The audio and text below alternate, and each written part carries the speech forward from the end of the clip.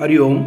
सर्वप्रथमे मोर परमाराध्य सद्गुरुदेवंकर पादपद्मे शतकोटी प्रणाम।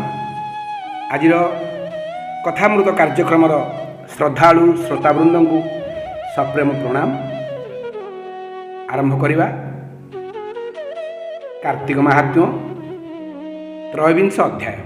श्री भगवान उवाच कहन्ति सर्व लोकेश्वर हे प्रिय शुण धर्म सार सुजन संगे मेल होई थिले उत्तम गति पाई से कथा कहिबा प्रस्तावे अवंती नगर मध्ये पूर्वे ब्राह्मण नामे धनेश्वर बालुत कालु दुराचार विद्या न पढ़े दृढ़ मते असाधु बालक संगते नित्ये बुलई नग्रांतरे पंपी बाटुली धरी करे वृक्षर तले अनुसरी नित्य पक्षीक प्राण हरि। यही अध्याय आमे धनेश्वर नाम एक ब्राह्मण थिला तारी विषय आमे अवगत हेबा। पूर्व अध्याय केवल सुजन संगरे संग हेले किपरि उत्तम गति प्राप्त हुए से विषय आमे जानिछे। एठी कहा जाउछि अवंती बोली एक नगर थिला। धनेश्वर नाम एक ब्राह्मण सेठारे बास करुथिले। पिला बेलरु से अति दुष्ट नष्ट थिला। शिशु बेलरु आमे जानिछे छोट पिला पाठ पढ़ा उचित किंतु से निजे जिद करी आ पाठ पढ़ी नथिले। पाठ पढ़ी नहीं कही जेमती सबू दुष्टामी पिला माने काम करती से सी मन ध्यान देथिले। तापरे जो रही कथा बालके मोर बोलो कर बेल हूँ गोविंद सुमर। जदि गोटे शिशु छोट बलरू से भगवत मुखी हबनी बा पाठ पढ़नी ताहले ता जीवन अकारण जाए बोली वर्णित अच्छी। कहुए मध्य बाल्य कालु धन धर्म मु संचीवी ए जीवन अनिश्चित। तेणु बाल्य काल जहाँ करने कथा से नकरी से केवल अन्य कथारे मातिथिले। काहाकू बंदी करी पोषी ता अर्थे क्षुद्र जीवनासी जूत परिधि नटकृत्य दिन हरई एही मते नगर बाहर को जाई बुलाबुली करी पिला मानक सहित मिसी खेल बाटुली मारिबा अन्यान्य खेल खेलिबा एथिरे धनेश्वर मशगुल रहिथिला। बाटुली द्वारा बहु पक्षींकर प्राण नेउथिला। आउरी वर्णना अछि केतेक पक्षी को मध्य आनी घरे बंदी करी रखी पालन पोषण करी सेथिरे सुख अनुभव करथिला। आउ युवक समय रे महाबलवान थिला। एणु सुजन मानक संगरे कली मध्य करुथिला। असाधु लोक माने तार बड्ड सांग थिले। से केवल असाधु लोक मानक संगरे सांग होई दिन कटाउथिले। सेमानंकर सांगरे सांग होई भाव रखी धर्म काम प्रति निंदा करिबारे मध्य प्रवीण थिले। एतद् व्यतीत से अत्यंत लाभखोर मध्य थिले। बिक्का किनारे अत्यंत धुरंधर थिले। तेणु जदिओ से ब्राह्मण तथापि बिक्का किना कामरे से बहुत मुंड खेलुथिले। समय समय कौन करथिले ना परधन हरण करिबारे मध्य खला प्रकृति प्रयोग करथिले। संपूर्ण से खला प्रकृतिर व्यक्ति थिले। ठीक से भली द्यूत क्रीड़ा आम जानिछे सेथिरे मध्य से पारंगम थिले। पर द्रव्यवती बहुत आदर थिला। दुर्जन सह तो सांग एटा प्रथमरू से रही आसथिला। जो बलवान होइछि मध्य जेते सब दुर्जन माने सेमान सहित सांग हेबा सहित सेमाने मध्य एई धनेश्वर सहित सांग होइथिले। ଯାହାଫଳରେ ସେ କେବଳ କୁସଙ୍ଗର କାମ ହିଁ କରିବାକୁ ପଛଉଥିଲେ, ମିଥ୍ୟା ଭାସିଥିଲେ, ଅତି କୃପଣ। ଯଦିବା ସେ କାହା କ'ଣ ଦେଉଥିଲେ ତେବେ କୁହାଯାଏ ବେଶ୍ୟା ଘରେ ନେଇଦେବେ, ଆଉ ଅନ୍ୟ ଧର୍ମ କାର୍ଯ୍ୟରେ ଆଦୌ ସେ ମନ ବଳଉ ନଥିଲେ। ଏମିତି କେତେ ଦିନ ଗଲା ପରେ କ'ଣ ଘଟିଲା ପଢ଼ିବା। ଅତି କୃପଣ ମତି ଧରେ ଦେଲେ ଦିଅଇ ବେଶ୍ୟା ଘରେ, ଏମନ୍ତ କେତେ କାଳ ଅନ୍ତେ ବ୍ରାହ୍ମଣ ବାଣିଜ୍ୟ ନିମନ୍ତେ ଦ୍ରବ୍ୟ ବଳଦ ପୃଷ୍ଠେ କଲା, ଅନ୍ୟ ଦେଶକୁ ଚଳିଗଲା। ଯେ ନଗ୍ର ମହାସତୀ ନାମ ବେନି ଯୋଜନ ସେହି ଗ୍ରାମ, ସେ ଦେଶ ସମୁଦ୍ର ଉତ୍ତରେ ନର୍ମଦା ନାମେ ନଦୀ ତୀରେ, ନିର୍ମଳ ସ୍ପାଦ ଶୀତ ପାଣି ସ୍ନାନେ ସକଳ ଶୁଭଦାନୀ। ସେ ପୁଣ୍ୟ ନଦୀ ବେନି ତୀରେ ବହୁତ ଦେଶୁ ଦ୍ୱିଜବରେ, ପବିତ୍ର ଜଳ ଆଣି ଆସି କାର୍ତ୍ତିକ ବ୍ରତ ଉପଦେଶୀ।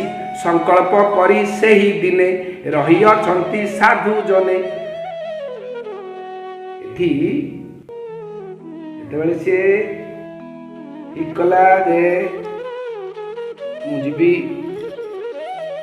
ବାହାରକୁ ଯାଇ ବେପାର ବାଣିଜ୍ୟ କରିବି, କାରଣ ଆମେ ଜାଣିଛେ ସମୟ ସବୁବେଳେ ସମାନ ଯାଏନି, ସବୁର ପରିବର୍ତ୍ତନ ଅଛି। ଏ ଦୁନିଆ ହେଉଛି ପରିବର୍ତ୍ତନଶୀଳ। ଏଠି ବ୍ରାହ୍ମଣ ମଧ୍ୟ ଚିନ୍ତା କରି ଅନ୍ୟ ଦେଶକୁ ଚାଲିଯାଇଛି।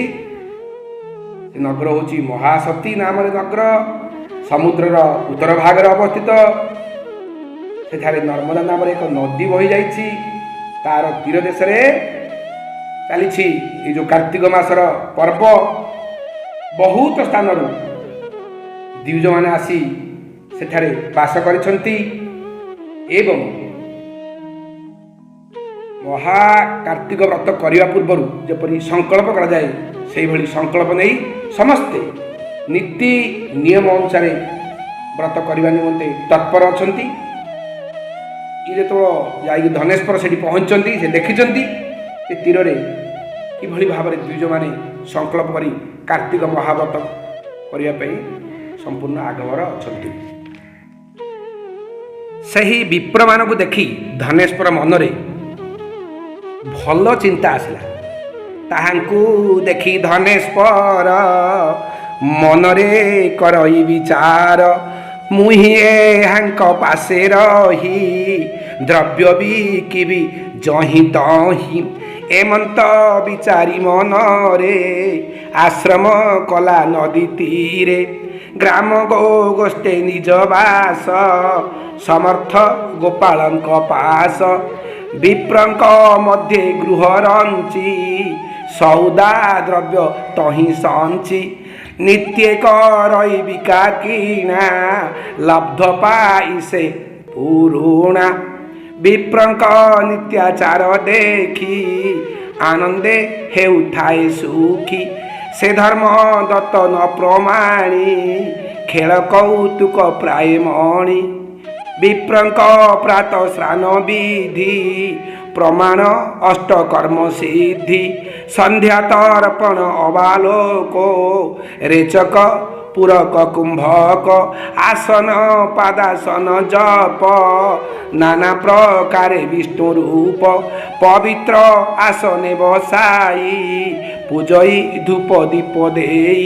ଗନ୍ଧ ଚନ୍ଦନ ପୁଷ୍ପମାଳ ନିବେଶୀ ନୈବେଦ୍ୟ ଜଳ, ତୁଳସୀ ବୃକ୍ଷ ମୂଳେ ସ୍ଥାପି ବିପ୍ରେ ପୂଜନ୍ତି ବିଶ୍ୱରୂପୀ।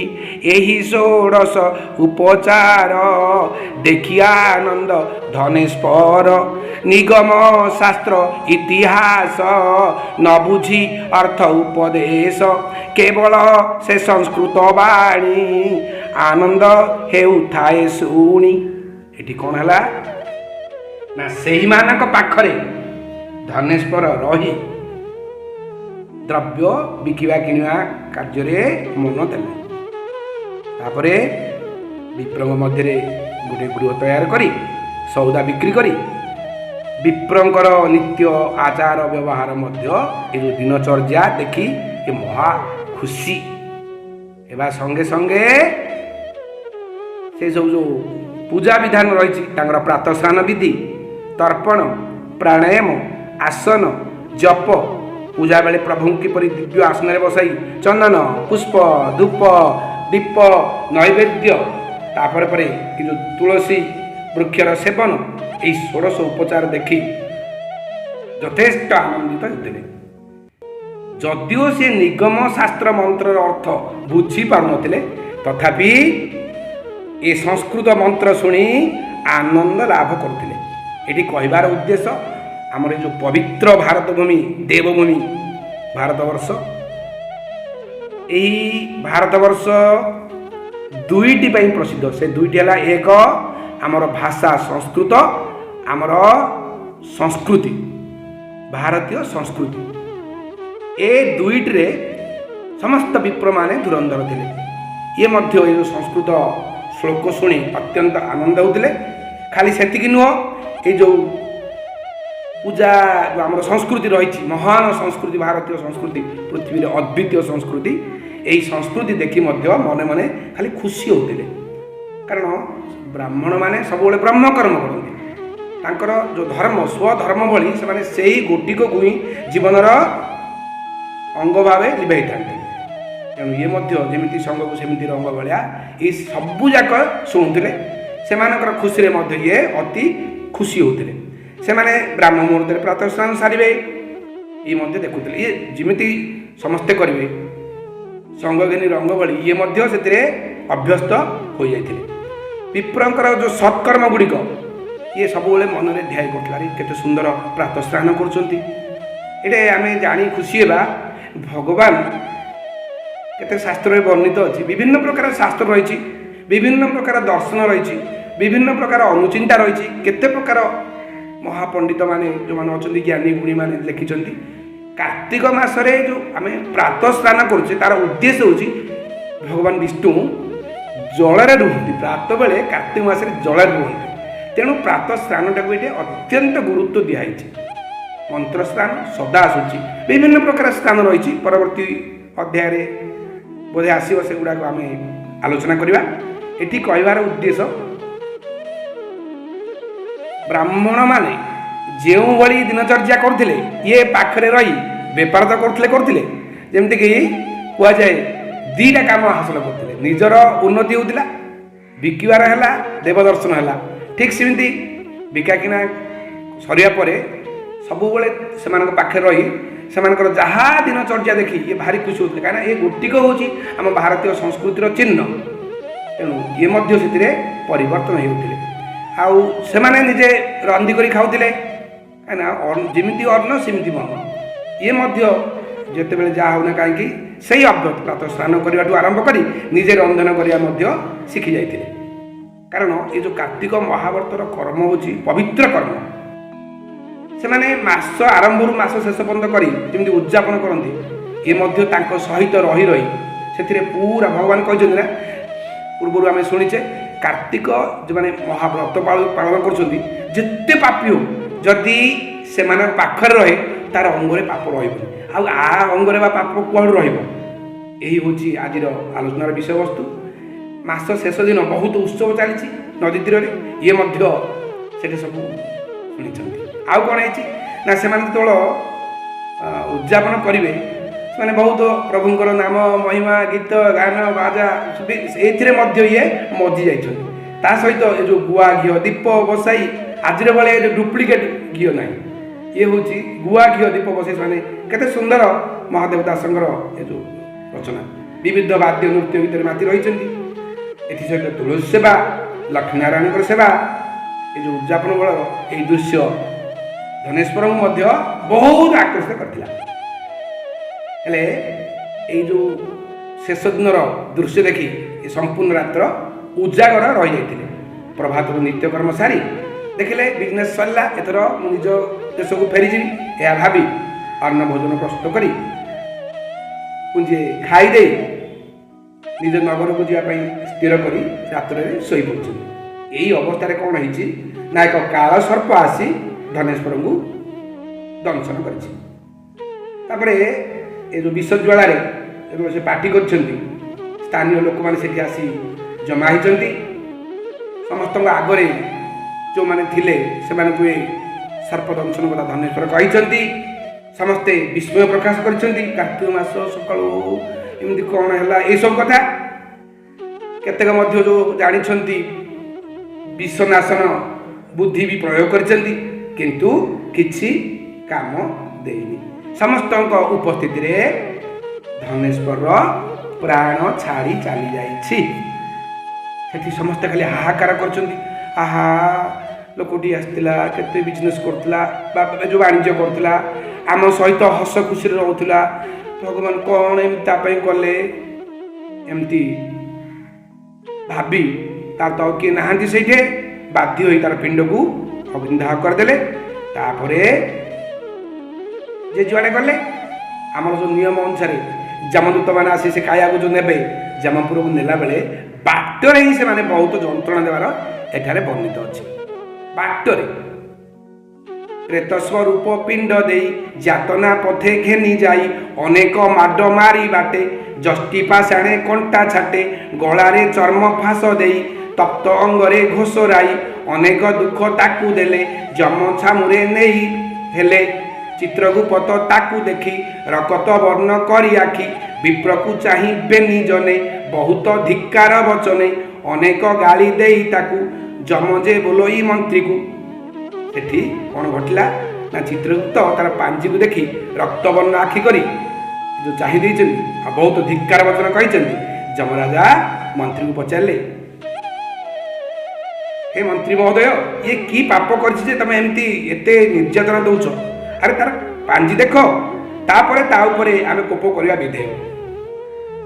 से माने कहिले ना ना ए ब्रह्म व्याधि महापाप ए जेतिकी पाप करिछि संक्षेप रे कहिले मध्य 100 वर्ष लागियो। या सुनी जमराज शीघ्र ए पापी को नहीं दया माया छाड़ी कुंभीपाक तप्त नरकरे पकैया पई आदेश देइछन्ती। तापर दूत माने एही जो कुंभीपाक नरक को नेबा समय रे विप्र भयरे कंपित होई उठिछि। ए अध्याय रे एठिकी वर्णित अछि। मंत्री बदनु एहा सुनी सक्रोधे काल दंड पाणी प्रेतप गण को अनाई आज्ञा जे देला जंतु साई बोलोई ए पापी की नियो अण उपरोधे दंड दियो तप्त चिक्कण अभिषेके निवेश नहीं कुंभी पाके। एमंत वाक्य दूते शुणी धनेश्वर को धरी आनी दंड मंड जे देले नहीं विप्र कंपई भय पाई। आज अध्याय एठी समाप्त हबो। परवर्ती अध्याय रे धनेश्वर जहा आगु घटिछि आमे जानिबा। कहि महादेव दास उद्धव जगत निवास इति श्री पद्म पुराणे उत्तराखंडे कार्तिक महात्म्ये धनेश्वर विप्र चरित नाम त्रयोविंश अध्याय। हरि ओम।